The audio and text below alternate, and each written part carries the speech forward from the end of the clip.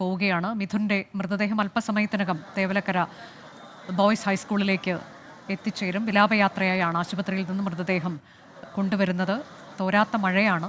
ആ മഴയെ അവഗണിച്ചുകൊണ്ട് ഏറെ പേർ മിഥുനെ കാണുന്നതിനായി സ്കൂളിലേക്ക് എത്തിച്ചേർന്നിട്ടുണ്ട്. ദൃശ്യങ്ങളാണ് കാണുന്നത്. അശ്വിൻ പാലാഴി വിശദാംശങ്ങളുമായുണ്ട്. അശ്വിൻ, മൃതദേഹം അല്പസമയത്തിനകം എത്തിച്ചേരുമെന്നാണോ?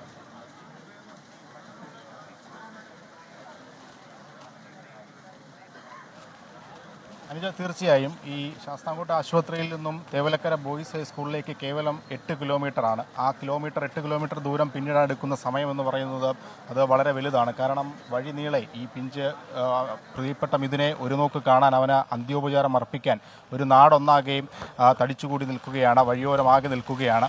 അങ്ങനെ ഈ നാട്ടിൽ ഉള്ള ആളുകളെ മുഴുവൻ അവസാനമായി കാണിച്ചുകൊണ്ട് ആ വാഹനം അല്പസമയത്തിന് ശേഷം ഇങ്ങോട്ടേക്ക് എത്തും. ഇനി അധിക സമയം എടുക്കില്ല എന്നുള്ളതാണ് മനസ്സിലാകുന്നത്. എന്തായാലും സ്കൂളിൽ ഇപ്പോൾ വലിയ ജനത്തിരക്കുണ്ട്.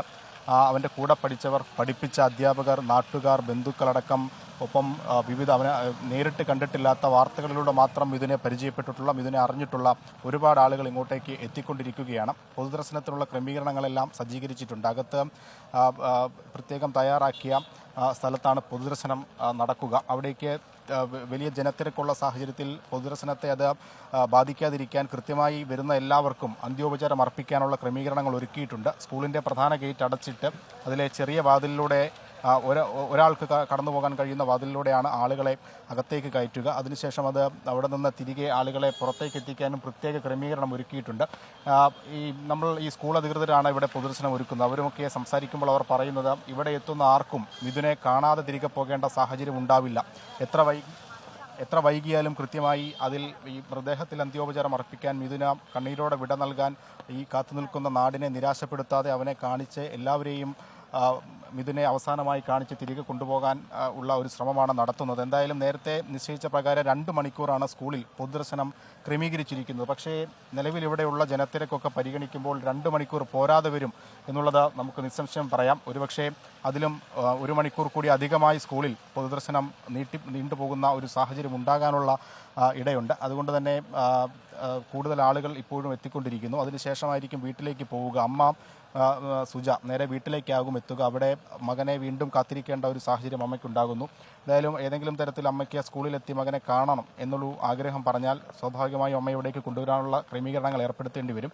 നിലവിലിപ്പോൾ എല്ലാം സജ്ജീകരിച്ചിട്ടുണ്ട്. ഏകദേശം ഒരു അരമണിക്കൂറിനുള്ളിൽ തന്നെ മൃതദേഹവുമായുള്ള ആംബുലൻസ് സ്കൂളിലേക്ക് എത്തുമെന്നുള്ളതാണ് നമ്മൾ മനസ്സിലാക്കുന്നത്. നേരത്തെ സൂചിപ്പിച്ചതുപോലെ വഴിയരികിൽ മിഥുനെ കാത്തു നിൽക്കുന്ന ആളുകളുടെ എണ്ണം ചെറുതല്ല. അതുകൊണ്ട് തന്നെയാണ് ആംബുലൻസ് ഈ വിലാപയാത്ര വളരെ വൈകി അല്ലെങ്കിൽ വളരെ വേഗം കുറച്ച് ഇവിടേക്ക് എത്തുന്നത് എന്നുള്ളത് നമുക്ക് മനസ്സിലാക്കാം. അത്രത്തോളം നാടിന് പ്രിയപ്പെട്ടവനായി 2 ദിവസം കൊണ്ട് മിഥുൻ മാറി എന്നുള്ള ഒരു വേദനിപ്പിക്കുന്ന സത്യം നമ്മൾ മനസ്സിലാക്കുന്ന മണിക്കൂറുകൾ കൂടിയാണ് കടന്നു പോകുന്നത്.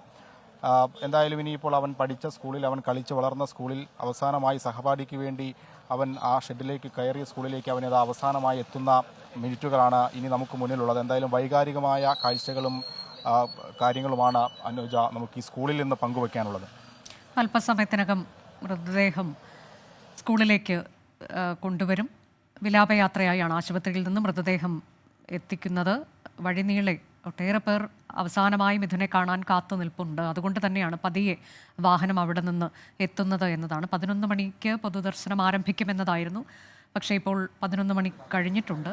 12 മണി വരെയൊക്കെ അവിടെ ഉണ്ടാകും പൊതുദർശനം. അവിടെ എത്തുന്ന എല്ലാവർക്കും അവസാനമായി മിഥുനെ കാണാനൊക്കെയുള്ള അവസരം ഉണ്ടാകുമെന്നൊക്കെയാണ് അധികൃതർ അറിയിച്ചിട്ടുള്ളത്. അതിനുശേഷമാകും വസതിയിലേക്ക് മൃതദേഹം കൊണ്ടുപോകുന്നത്. 4 മണിക്കിന്ന് സംസ്കാരം. അതിനൊക്കെയുള്ള ഒരുക്കങ്ങൾ പൂർത്തിയായിട്ടുണ്ട്. ദിലീപ് കുമാർ കൂടിയുണ്ട് ന്യൂസ് ഡെസ്കിൽ നിന്ന് വിശദാംശങ്ങളുമായി. ദിലീപ്, ഒരു നാടിൻ്റെ നോവായി മാറിയിരിക്കുകയാണ് മിഥുൻ. ഏറെ സ്വപ്നങ്ങളും പ്രതീക്ഷകളും ഒക്കെ ബാക്കിയാക്കിയാണ് മിഥുൻ വിട്ടുപോയത്.